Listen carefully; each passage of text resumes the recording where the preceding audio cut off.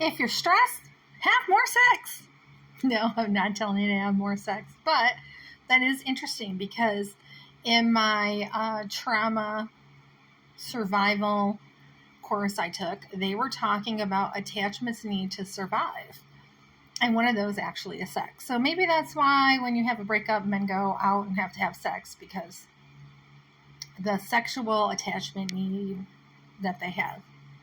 So another need is like food and safety, social, like being able to go out and talk with other people, and then future, like future goals, future things you want to do, and things like that. So I don't know if that right there discusses or if that right there explains why these men are all out here and, whatever and whatnot.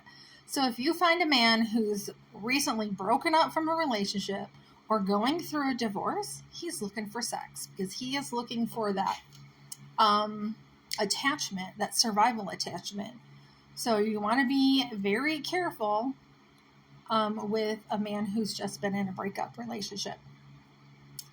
And it's really interesting because they're finding that the separation in children or the abuse of children affects their frontal cortex.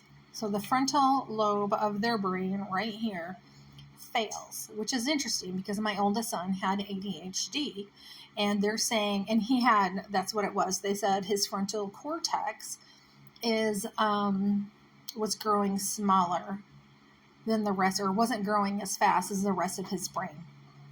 And so that right there could be the reason because he was being mentally abused, right? So if these men are going around here and they're mentally abused and your child has ADHD.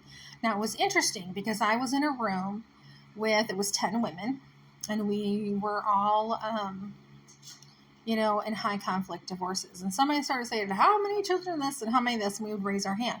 And somebody said, how many of your children have ADHD? And 8 out of 10 raised our hand. So at that point, I was like, oh, that's interesting. So whenever I found out a child had to take ADHD medication or had ADHD, I would talk with the mom and I'd be like, oh, was dad abusive? And find out dad was abusive. So people, this was years ago. My oldest son, I think, is going to be 35. So probably 25 years ago is when I discovered this, and nobody has linked this to, mental abuse. So I just thought that was kind of interesting, that one of the attachments was sex. So that kind of explains a lot on why these men are all out there after a breakup, got to go out, got to have sex. I never really figure out why, but I guess this kind of does explain it.